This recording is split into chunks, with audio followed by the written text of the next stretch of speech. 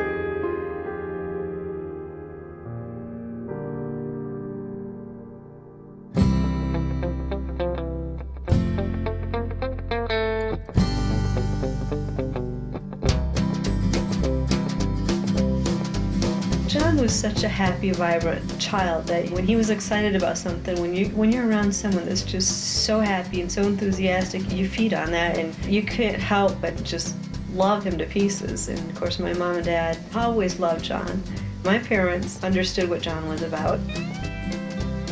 He loved books. I started reading to him from day one when I brought him home from the hospital. And by the time he was 10, 11 months old, you know, sometimes we'd do 10, 12 stories at a time, and I would just ad lib, and he would say, "You missed a word." So I didn't know if he had it memorized or if he was actually reading with me, but by age 2, I knew for sure he was reading. John was able to remember things that were said to him word for word, or events just exactly how they happened. John loved cars from an early age. My memory of the first time I met John is that this kid had it going on. You didn't have to tell him something twice. By the time he was 14 to 15 months, as we were driving down the road, he would be in his car seat, and he was very verbal at an early age, and he was already identifying, you know, Chevrolets, Fords, what have you, and a lot of times, frankly, I didn't know. My parents live across from a cemetery, and as funeral processions would come by, I guess he started watching those by the time he was 2. He would be just intrigued with all the cars coming in, but he was always especially, I guess, intrigued with the cars that were the lead cars, which would be the hearse or the limousine, and he knew that there was something special because they were leading all these cars, and they just looked a little bit different. This is that 59 Superior Royale 3-way Landau hearse. These were really a radical hearse when they came out, the break with design. They had the Royale like this one here, with this panel right here. Then they had the crown rail, didn't have a thick panel, had a chrome band that went up over top the roof. And then the back door window was, the end of it was tilted forward towards the front. That was a more fancy one. It was called the Crown Royale. You know, John wasn't embarrassed to spend time with his family as some teenagers were as he got to, you know, in his older years. Things we would do together, he loved to play badminton. And as we would play badminton, I'm thinking, how many other neighborhoods are out here playing badminton with their son right now? Or we would go on long walks and have endless hours of talk together. You see, I stuck my boot in there, and it's not frozen. So we had to be really careful coming down the hill. We would always go over here and build snowmen on the island. John loved to build snowmen. He loved to go sledding. And he would always wait for me. It was fun.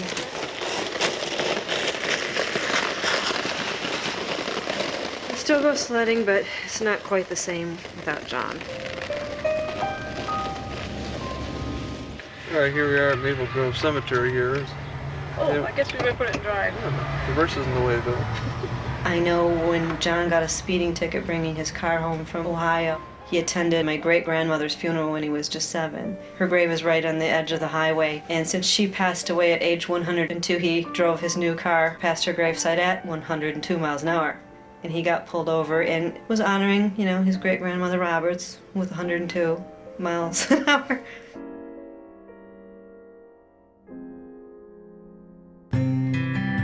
We would go back and plant flowers every year on our relatives' graves, and John, you know, began asking when he was around 2, maybe 2.5, you know, who exactly is this person? And we have 3-4 generations of relatives buried back there. So he began putting it together, who's related to who, and how did this person come to this community, what did they do? And he was very interested in that. And as he learned more about it, it was very interesting to find just how many people were actually related to each other. And so it was like a big jigsaw puzzle for him to put together. Look at this one. See the 41? See how it don't match? Yeah. Looks like they just carved that, doesn't it? Are you done? Yeah. Well, look at all their dead kids there. Look at that. Look at that. Look at that. See that one? Yeah. That's nasty, isn't it? They all just died. It's like I told you about that nasty thing that the Birdos had. They all got tuberculosis. The mother did, and so all her kids got that and died. There's like 5 of them. Family genealogy, John started tracing probably by age 9. After our family was connected, he would search out every one of the almost 1,200 people buried in the LaPorte Cemetery. Yeah, a lot of these old limestone ones up here, they were tipped over and broken, actually buried down in the ground, and John found these. He fixed this one here. It was cracked. I mean, he knew each and every one of these people. And, you know, had he not fixed some of these stones, they would have just been broken and just tipped over, laying in the dirt. There was one person that didn't appreciate the time that John spent back there. The sheriff said, "I feel compelled to tell you that this issue has been addressed at the local township meeting. It's going to be addressed next Tuesday night." He said he had gotten a complaint that John had been back in the cemetery, jumping out behind bushes and trees, scaring people. And I immediately knew who it was who had phoned it in, because she had called other times with other silly accusations. And we showed up and we walked in just before it started, and a gentleman stood up in John's defense who was a retired sheriff for the county, and he says, "You know, my wife and I have spoke to John many times back in the cemetery. He's always been polite, helpful, informative as to things about our family that we didn't know." And then a few other people started standing up and saying, you know, the wonderful things that John did to help them as well. And then a few days later, the newspaper called us and said, "Well, you know, we'd like to do a feature story on John." That was the top story. And John was thrilled and delighted, and we were very proud of him. And so it turned out triumphant for him, really.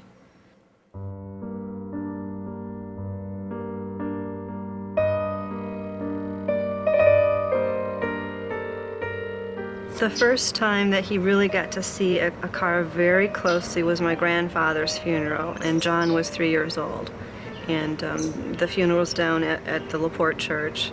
And as we were walking into the church, John saw the hearse and he said, "Mommy, can I see the hearse?" So we walked around the hearse a few times. He was so intrigued with the hearse. I said if he was quiet, you know, after the funeral, I would take him back out and he could look at it. We hardly sat down. The funeral began, and the preacher said, "And Floyd Harold is up in heaven now," and there he was right in the casket at the front of the church. And John stands up and screams out, "You're lying, mister! Grandpa's right there in the casket. I can see him. He's lying. Mom, he's lying." I'm like, "Be quiet." You know, I'm trying to cover his mouth. And one last warning, "Would you please be quiet or I'm taking you out of here." But he said, "But you can't let him lie to everybody. Grandpa's right there." So I said, "That's it. We're out of here."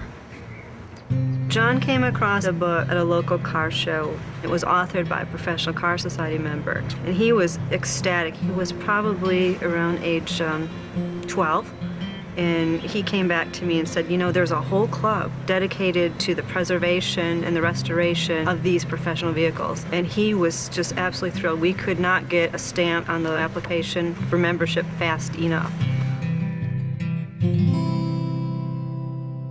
PCS stands for Professional Car Society, which is dedicated to the collecting, preservation, and restoration of antique professional vehicles. Professional vehicle is an ambulance, a limousine, a hearse, a combination. These cars are built by specialty houses. They are built by the last of the old world craftsmen. After I had been running around in Packards for a very long time, I came across this hearse, and I thought, isn't that interesting? Look what they've done to this car. And the same holds true about almost any custom car, but the professional cars are more interesting to me as objects of automotive art. And I looked around me and I saw all these cars going to waste. And so rather than fight the big clubs, I decided that the proper route to take was to start our own club. Now here's a little story about my troubled life, about how I'm always chasing the gal I made my wife. I joined the club about 21 years ago. There were no chapters on the West Coast. I didn't know anybody else who was in the club. I was fascinated. There was a club that dealt in professional cars. For a while I thought I was just a strange duck that liked this stuff. I had a fascination of ambulances as a child, more of an automotive thing. As I got older and older, the fascination grew and grew, and to the point that when I chose my career, I became a firefighter paramedic, because I guess a combination of the hobby and the cars, what they meant. Basically, an ambulance to me was a vehicle of mercy. You heard the siren coming down the road, that meant help was on the way. This is a unique organization. It brings together different kinds of people. We have mainline car collectors who are just interested in old cars. We have mark specialists, people who like only Pontiacs or only Packards. Funeral directors who have maybe an old car as an ancillary piece of the business, whether it's on display in the back room or they might even use it every day. We have EMTs who just like ambulances. So it's a lot of people who wouldn't have any other one single thing in common if it weren't for this organization.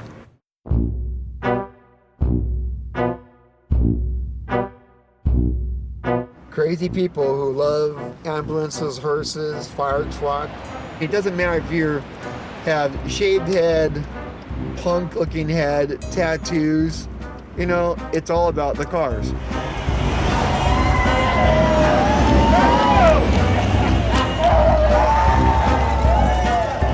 When I was young, I was an altar boy, and we used to get out of school to work with funerals at church. And even as an altar boy, I would stand there not knowing, whose funeral I was at, really, but looking at the hearse, saying, "What a special car!" I was like a 10-year-old saying, "That's a special car. I'd like to know more about those." I could see that there was some dignity there. I became interested in professional cars at 12 years old. I was in the back seat of my parents' station wagon and was at a stoplight and it was raining. And all of a sudden this black hearse just passed in front of us. I just grabbed the seat and I pulled forward. I said, "What was that?" You go to an event and see goth people with the big hair. You can see straight-laced funeral directors, dignified firefighters, all sorts of people that share the car and look beyond the person, which has changed dramatically in the last 5 years and made it a much better club. This is the Eureka Chevrolet Caprice hearse that was at my great-great-grandmother Roberts' funeral 10 years ago. I have pictures of me standing next to this car when I was 7 years old. But this is one of my most vivid memories of a hearse. I saw the hearse and oh my God, it was a Caprice. My favorite car and a hearse of it.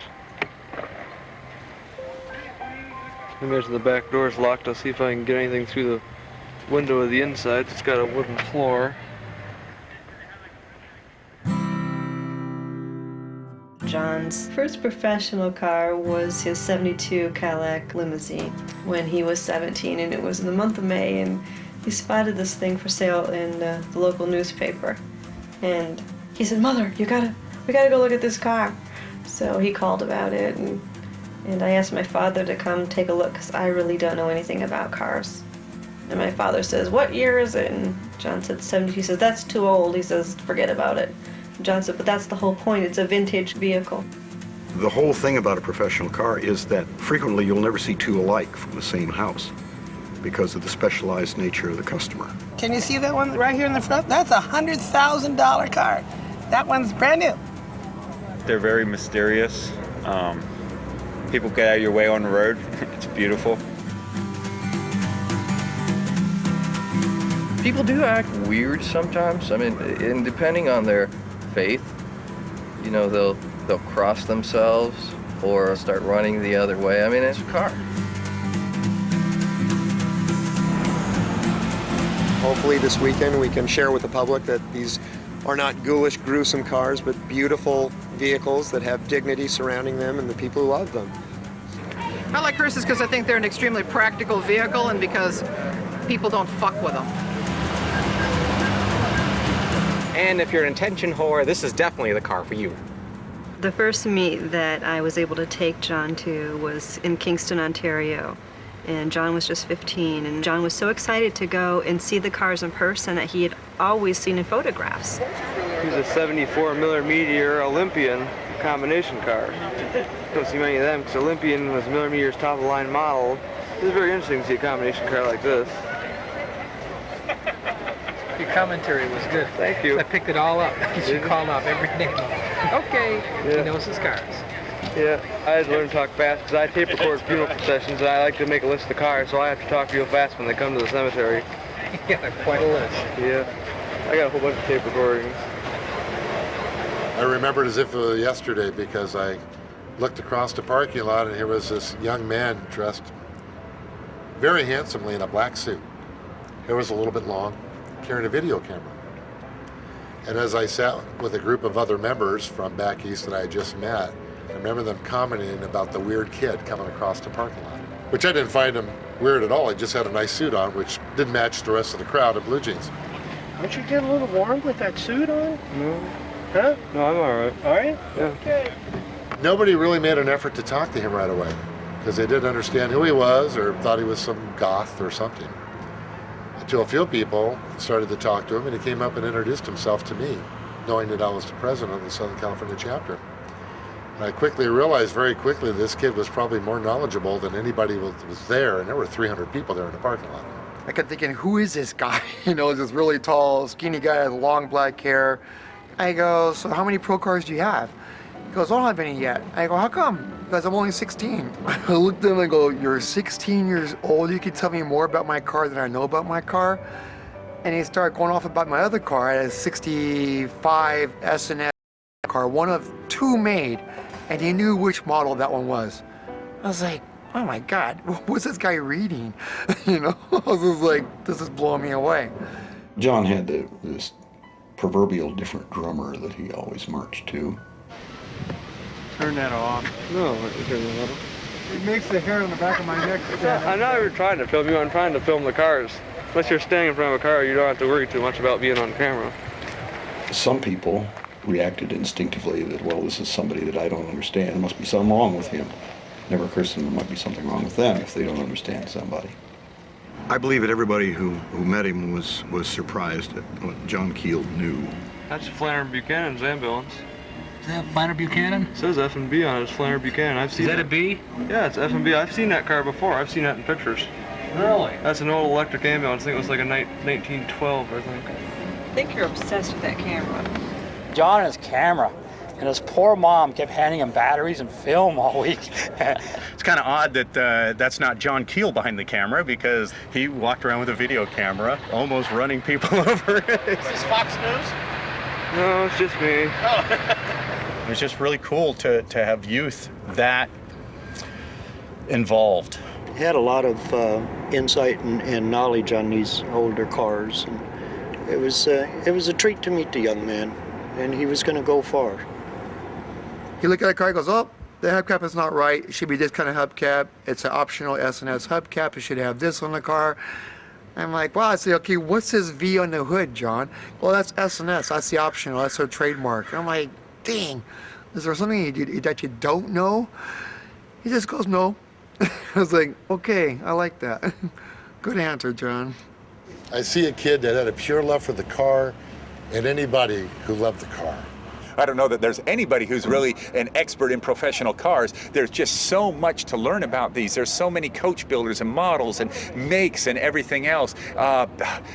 Like virology or bacteriology, it's a lifetime study to really learn all the different nuances of these cars. And if anybody says they're an expert, they're really lying, because they've just begun to scratch the surface to really understand these cars.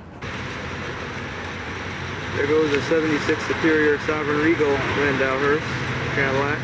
There goes a Henny Packard, a 53. There goes a 74mm Criterion ambulance. There goes a 69mm three-way classic limousine hearse. There goes a 33 McLaughlin Buick combination car. There goes a 73 Superior Sovereign hearse. There goes a 73 S&S Victoria hearse. There goes a 67 Superior Pontiac Rescuer ambulance, high top. There goes a 53 Henny Packard Jr. There goes a 69 Ford Goldline van ambulance. Here comes a 1919 Rio built by Finch. There goes a 59 Superior Royale three-way Landau hearse. There goes a 77mm Lifeliner ambulance. There goes a 1960 Chevrolet sedan delivery service car. There goes a 75mm Lifeliner. There goes a 66 Superior Coupe de Fleur flower car. There goes a 67mm Embassy flower car. There goes a 69mm duplex combination car. There goes a 73 Superior Sovereign Landau hearse. There goes a 62 Eureka three-way Landau hearse. There goes a 74mm Olympian combination car. There goes a 60 S&S Park Row combination car. There goes a 64mm ambulance Cadillac. There goes a 64mm Paramount combination car. There goes a 78 S&S Victoria hearse. There goes a 60 Flexible Premier Buick ambulance. There goes a 83 Eagle Buick conversion hearse. There goes a 74mm Landau traditional combination car. There goes a 72 Cadillac Fleetwood 75 limousine. He did not date. Things that he would look for in a prospective marriage mate would be someone who likes cars. John was so car-oriented that he even compiled a list of names of children that he would have one day, and they would all consist of cars.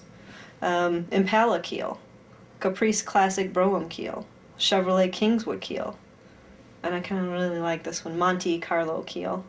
And it goes on to many different names.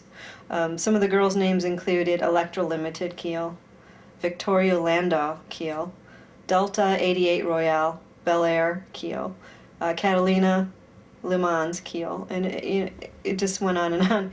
For twins, he compiled professional car names, Crown Sovereign and Crown Royale, Park Hill and Park Row.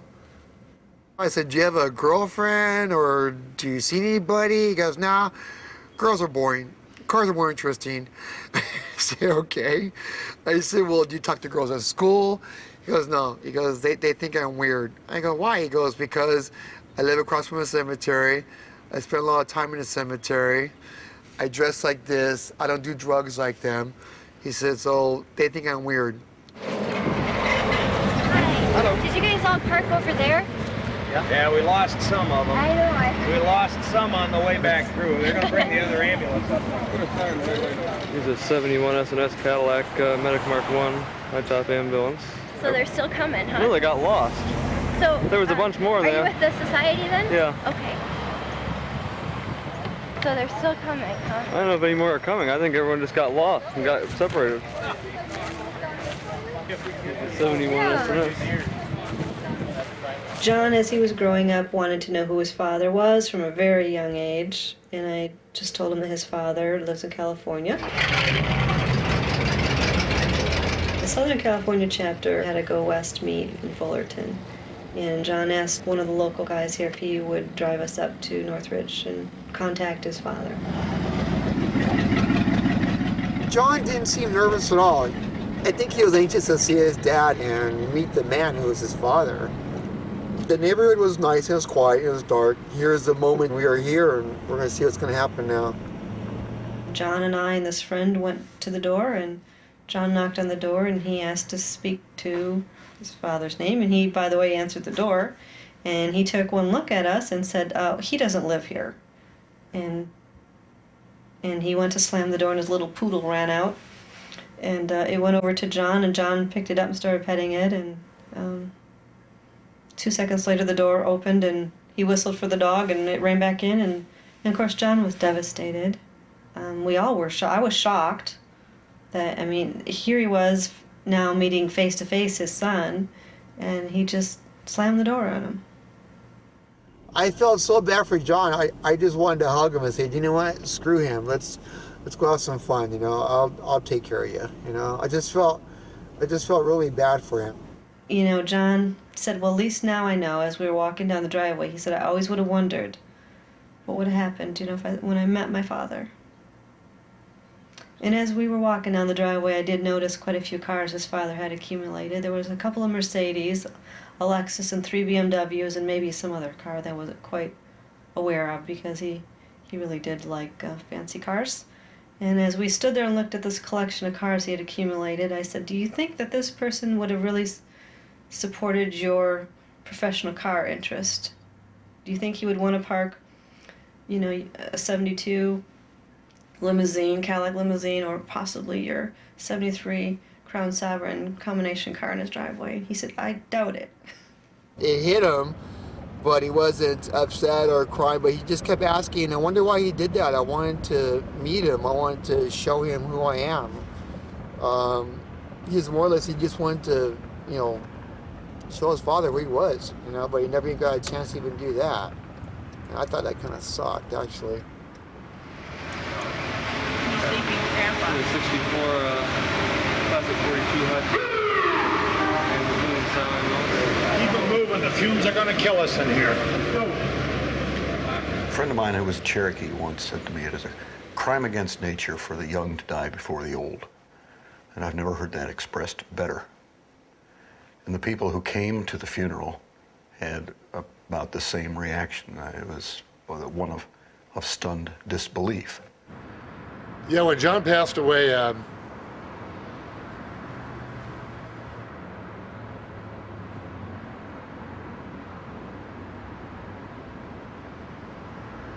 give me just a second. He's missed and he's a legend. I mean, he's always there, you know? He really is. That's John. The day that John had his accident, my family, my mother and my dad, myself and my younger son went over to my brother's house for dinner. And John chose not to go. And when my mom and dad came home that day, pulled in the driveway, they saw that the garage looked a little smoky, and then when they went to open the door, they could see John was down there. Got to the hospital, and they told me that the ambulance wasn't there yet, and they wanted the information, you know, his birth date and this and that. And we waited.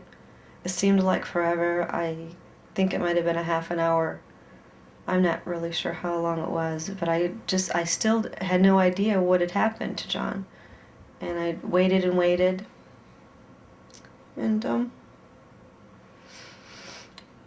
nurse came to get me and said I could go in to see him. And I still thought he was alive.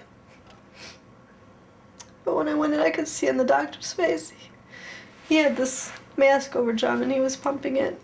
But I could just see the look on the doctor's face. And I said, no, he's not gone. And he said, yes, I'm sorry, he is. And I never got to say goodbye to him. I just hugged him. And I wondered what had happened to him. I seen a bruise on his forehead. And it seemed like a nightmare. I mean, it seemed like it wasn't real. Because, you know, when he died, it's like all his hopes and dreams were gone. And he had so much to offer, not just to me because he was my son and I loved him. But I seen him, you know, doing things and going places that, you know, he would have benefited a lot of people. And I guess I wasn't shocked because I stayed with him for probably 2.5, 3 hours. I just couldn't say goodbye to him.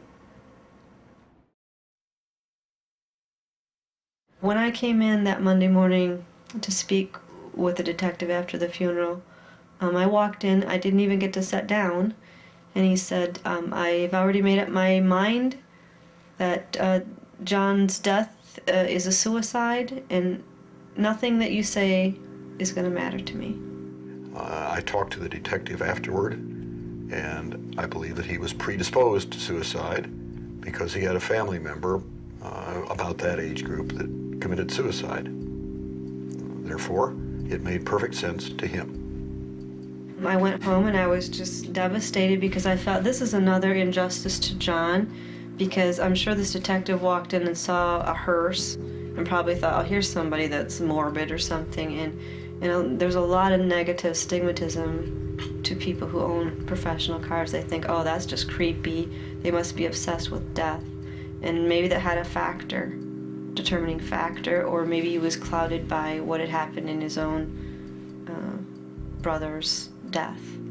But I just felt it was a final insult to John that, you know, here his death, tragic death, was labeled a suicide when it wasn't. I just felt that was a slap in the face to John because he was just so misunderstood again. I mean, it didn't bring him back, but it was just an injustice to him. Unfortunately, somebody put on the internet that the local police were treating it as a suicide. I think that was not something that should have been done, but there's no bringing it back now. Therefore, there are people to this day who will tell you that John Keel committed suicide. But I don't believe anybody that knew him believes that. I think he told his mom, I want to go to California, I'm going to work on the hearse. And that's what he was doing. As far as them claiming it was possible suicide, no. I don't agree with that, and I still do not believe that. That's totally false. You have to know John. That was not John's intention. His intention was to work on his car Christmas Day, spend some time doing something that he loved and he wanted to do. I've never known a suicidal teenager, but I don't believe that anybody who is planning so far ahead and at the same time in short range, he was ready to take a trip and he had things all set up with what he was going to do that week. And I don't believe anybody who has all these plans is a candidate for suicide. It's an accident. It's a freak accident. You know, you're raised, keep the garage vented, don't run the car, you'll get sick.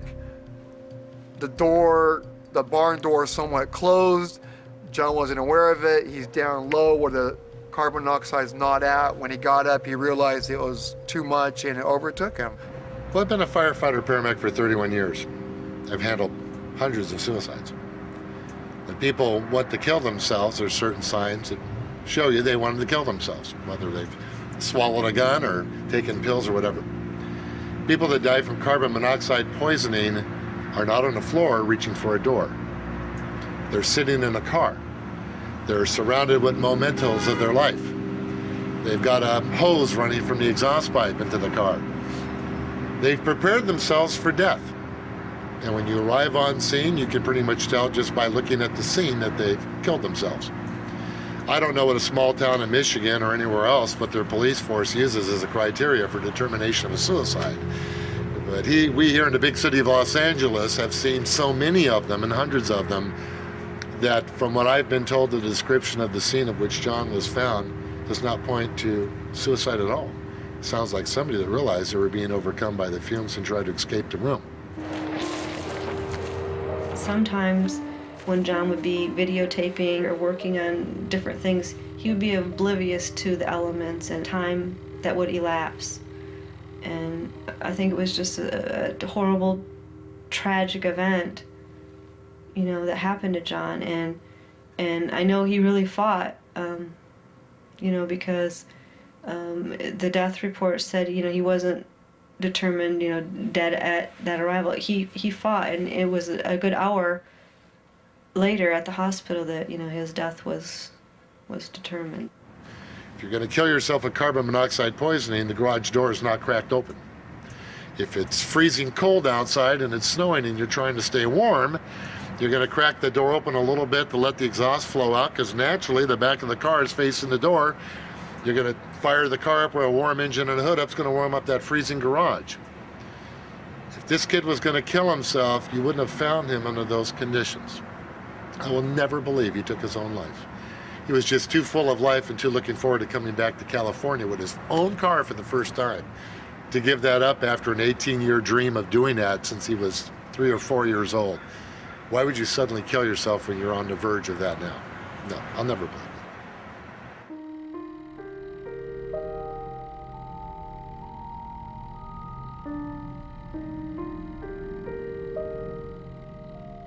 When I spoke with his friend Tim, he says, well, you know, knowing John, he probably would have just said, oh, well, let them think what they want. You know, we know what happened.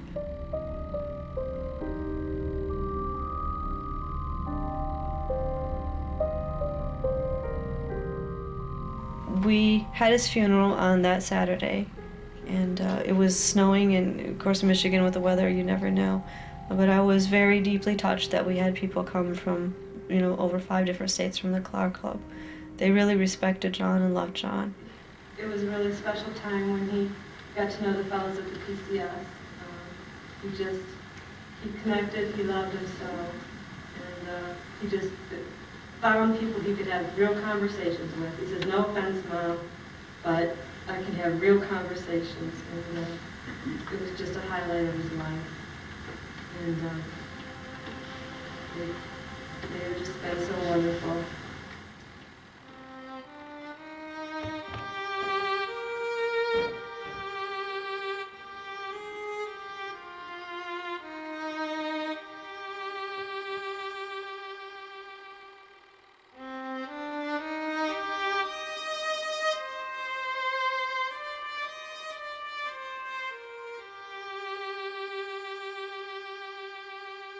You know, people told me in the club John would have been thrilled to know that they had 2 vintage coaches.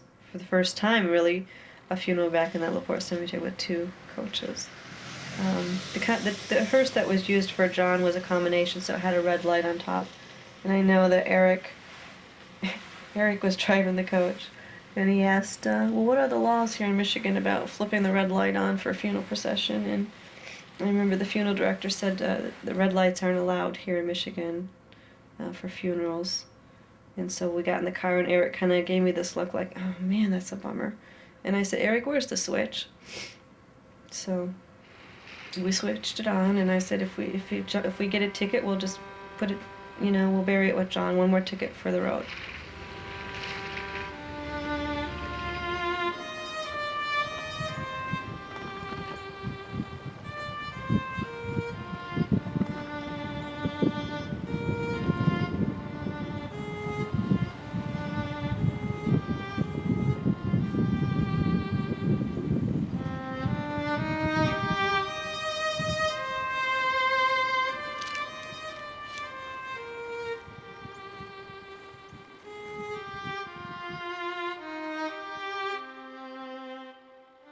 I went to a couple monument companies, and they walked in and they said, here's our book, would you like to pick one of these out? And I said, no, I want to create something that reflects the personality of my son. And I explained what I kind of wanted to do, and they weren't very keen on it. So the 3rd place I went to, the gentleman walked in, he says, you have a lot of ideas, and you know what you want to do. And I said, yes. He said, I like that. He says, I'll be happy to work with you. He says, a stone should tell about the person. When you walk up and see a stone, it should tell a story about who this person, you know, is all about. It says, my dearest son John, we thought of you with much love today, but that is nothing new. We thought about you yesterday and every day before that too. We think of you in silence. We often speak your name. We have many precious memories in your picture in a frame. Did you know how much we loved you? Oh, we adored your wit and great charm too. You truly were a gift from God above. He gave to us a precious son to love. Oh, how the wonderful 18 years with you just flew by. Our cherished time together was gone, and no one knows why. No farewell words were ever spoken. No time to say goodbye. You were gone before we knew it, within the twinkling of an eye. Our hearts still ache in sadness, and many tears still painfully flow. What it meant to lose you, dear son, no one will ever know. So under the winter snow you were laid to rest, with your hands folded over your chest. Sleep on, my precious son, for we shall meet again, where the loved and the loving feel no pain. Until then, my dear son John, we shall keep you forever in our hearts. Love always and forever, Mom. And since the professional car society was so very important to him, I had the emblem's color etched into his stone, and then here's his car, Ravenna. And here, even on the stone, it does say Ravenna up. You know, Ravenna is there. When I saw the picture of John's stand-up marker with the hearses on it and the picture on it and about him and the Professional Car Society symbol on it, I go, you know what? That's John all the way.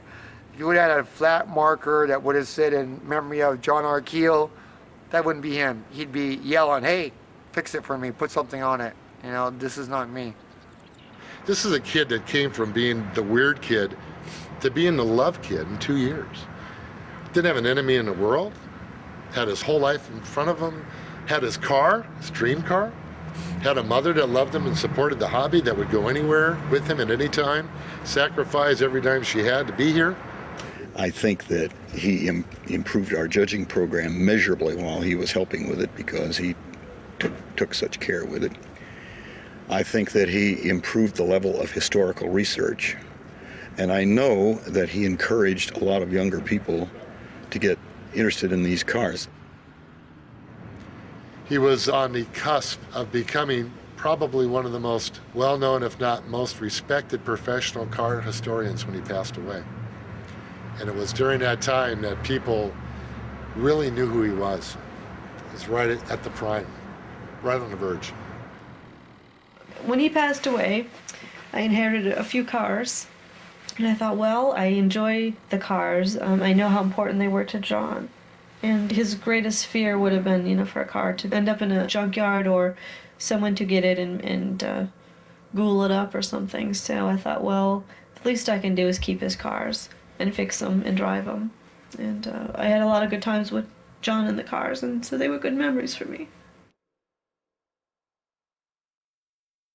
I was moved by the fact that his mother came to the next Go West event. I couldn't give her a hug long enough. She always followed him to all these events. This was his world. And now she came out anyway in his honor. And that meant a lot to me. That was really cool. Again, I saw her today and I ran over and gave her a hug. I thought that was so cool that she's still doing this. She's back there in the crowd. Hi, Dad.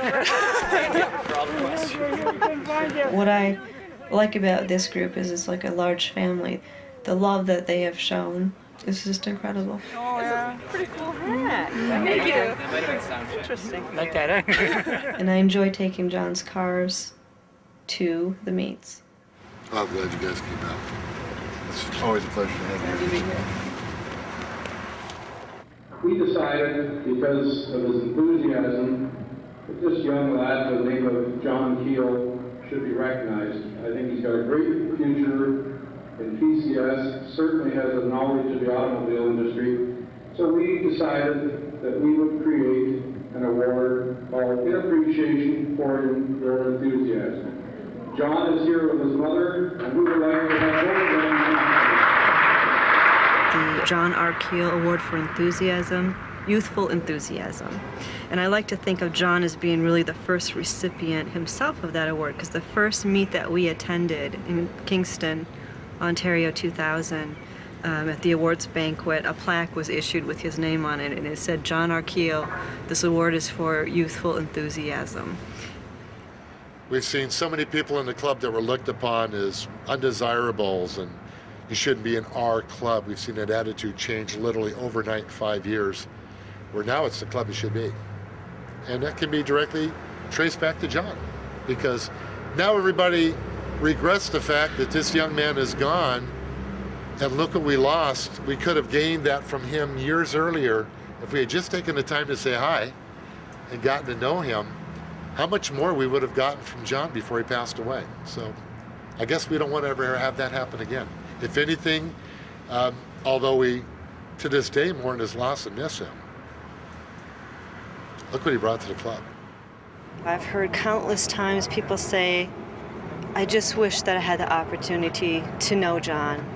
You know, that he was such a incredible young man, and I feel that I missed out on something by not knowing him.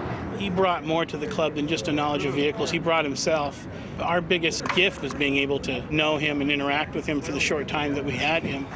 Yeah, I've had a lot of people contact me through email, telephone calls, letters that just, you know, they really had a connection to John because of his deep, intense love for these cars, and I'm sure there would have been endless hours of conversation, that, you know, that they would have enjoyed with him. There won't be anybody else like him either. He was the one and only, you know. As they say, they kind of broke the mold when they made him, and he just really blew me away by what he knew. You know, as a paramedic, I see people die every day. I see them die young, I see them die old, I see them die in senseless accidents, I see tragedy. And I see people that die young, but they made such an impact, it's a lifelong experience you don't forget. In John's case, I don't know if God had a plan for him or if it's religious, if you believe in that, but the impact that he had on everybody in the hobby, I've got to believe that he was doing such a great job and did so much for us.